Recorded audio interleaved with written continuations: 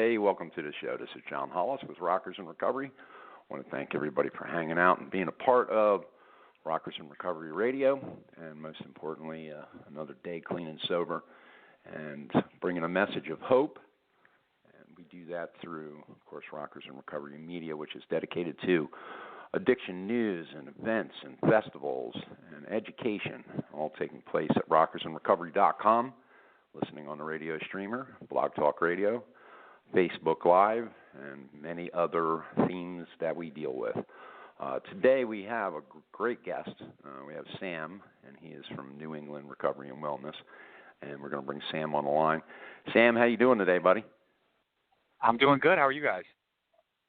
We're doing great. I want to thank you for being on the show today, and most importantly, thank you for having me. Yeah, it's a bomb. And listen, I want to start the festivities out with your message of hope. Tell us, what happened for you with your recovery. Sure. So, brief summary. I grew up right outside of Washington, D.C., and had a pretty normal childhood, everything like that.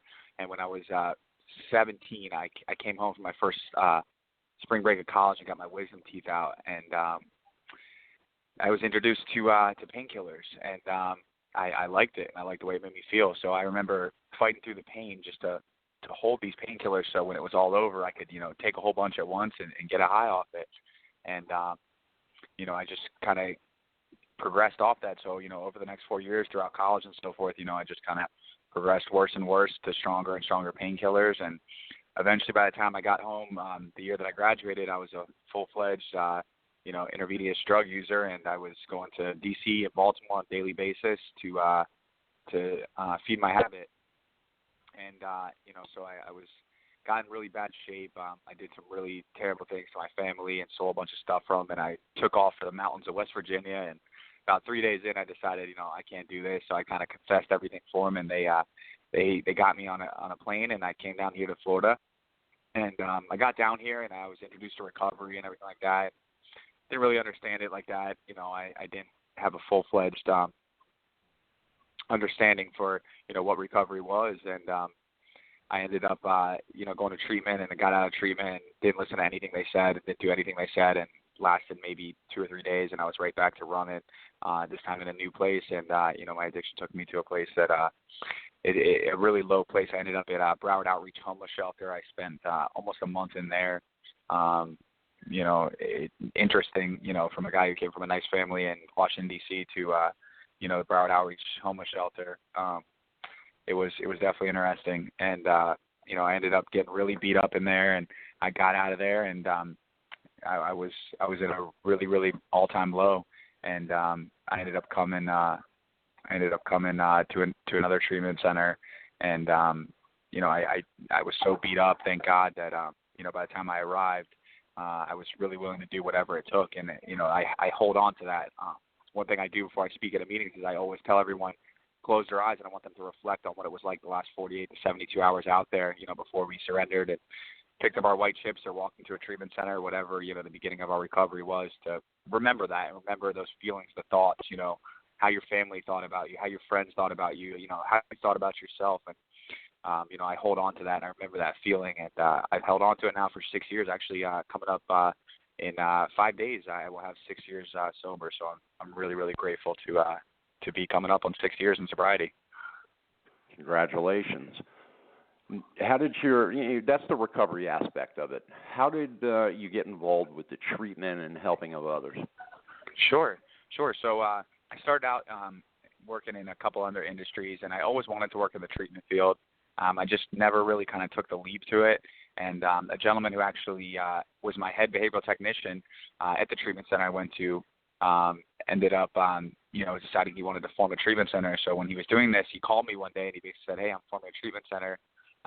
If you'd like, I'd love to have you. If you'd like to come up and talk to us about it and come by in, I would love to have you." So I basically took every penny I had ever saved to my name over the last 4 years prior to, and invested with them, and was able to become, a part owner of these 2 beautiful treatment centers, one here in Florida and one in New England. And it was the best decision I ever made in my life. And now we get to, work on changing people's lives on a daily basis. one of the things that's really cool is New England Recovery and Wellness Center. Just really, you guys just got off the ground a couple of months ago and doing wonderful things up in New England and helping a lot of people. Tell us what's going on up there. Sure. So New England Recovery and Wellness is a treatment center. It's based in Concord, New Hampshire. It's about 40 minutes north of Boston. It's a really cool area. There's a lot of mountains, a lot of hiking, a lot of wilderness, very low population. It's much different than, where a lot of these other treatment centers are located. There's a great recovery community there, really small community. And we've kind of tried some different types of therapy up there than most people try. We do amino acid therapy we just began, which has been very successful with the clients. They do a lot of outdoors and adventure therapy. They're doing CrossFit on a daily basis, which is really cool. They've done, everything from like outdoor survival classes to, mountain hikes, and they did like yoga on the side of a mountain. They did like different meditations. It's just a very unique program. It's definitely different from a lot of programs that are out there. And, it's not a one size fits all. Everybody's treatment plan is kind of catered to, their individual needs and what they're willing to try, but it's a really cool program. I'm really excited to have it going. It's been open for 3.5 months now, and it's been great. Raw. Now, you guys made Raw. What is Raw part of New England Recovery and Wellness? What's that all about? I'm sorry, John, say that again for me. So it's Raw, Recovery and Wellness. You're calling it Raw, correct? Pretty cool. It stands for New England Recovery and Wellness. It was just a short little abbreviation.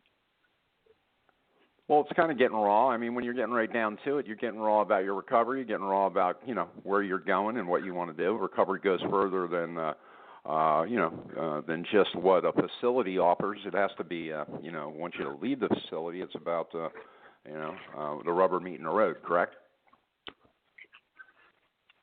Oh, absolutely. And, that we thought that was a really nice little abbreviation. Obviously, some people think of Raw when they think of that of, heroin in Baltimore, but no, that is not at all what it means. It's, that was part of it too, that it is, getting down to your emotions, getting raw with your emotions and open with yourself. What's on the agenda for future things for you guys? Where do you see yourself a year from now as far as helping others and committed to the community? Sure. So right now, we're continuing to focus on the program in New England Recovery and Wellness, adding new features to it, trying different clinicians that all have different backgrounds and bring different things to the table. We're actually working on getting some rezoning to build a detox and residential center. It's an entire top floor of a big building up there, and we're working on a deal now to take over the whole bottom floor, and we're going to work on converting that to be able to provide detox and residential.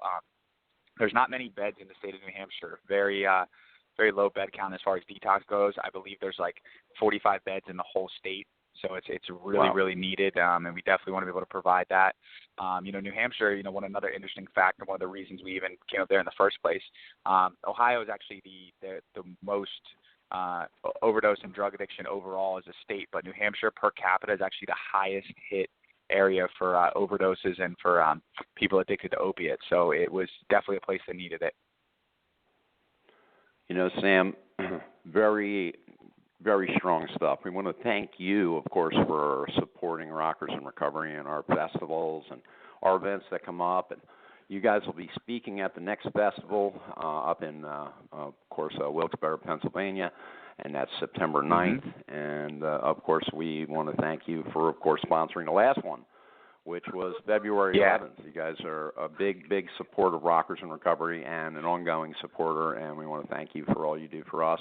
And, of course, the radio station and our media company, you support all of that, and we thank you. Yeah, thank you, John. I appreciate you having me on the air today, and you guys rock on, and, we'll continue to support you and your cause and your movement. You've done great things for, some of our staff and our alumni, and we look forward to seeing you guys grow as well. Absolutely. Grow together and spread the message of hope. That's what this is all about. Sam, thank you for being on. If you need to get a hold of Sam, you can call him at 954-665-3826. What website can they go to? You can go to www.newenglandraw.com. Okay. Want to give it again just in case? www.newenglandraw.com. You bet. Sounds great. And again, you can reach Sam at 954-665-3826. Thank you again, Sam, and hello to Ian and all the rest of the folks up there. Thanks, guys. Thanks, John. Have a wonderful day. You too. Bye-bye. All right, guys, thanks for tuning in. Thanks for being a part of the show. And, of course, thank you to Ian and Sam for all they do for Rockers in Recovery. And, of course, here's a song from the last, festival that they sponsored and were a part of, and it's the RIR All-Stars. And check them out. Have a great day. Look forward to speaking with you tomorrow. Taylor from the Leonard Skinner Band, huh?